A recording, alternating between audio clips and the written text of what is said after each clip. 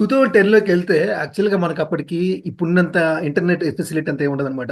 మనం ఏదైనా సాంగ్ కావాలంటే ఇప్పుడైతే స్పాటిఫైలు, ఈ సావన్, యూట్యూబ్‌లో చూసుకున్నాం. అప్పట్లో ఎట్లా అంటే కొన్ని లింకులుంటాయి. ఐ మీన్ కొన్ని వెబ్‌సైట్‌లుంటాయి.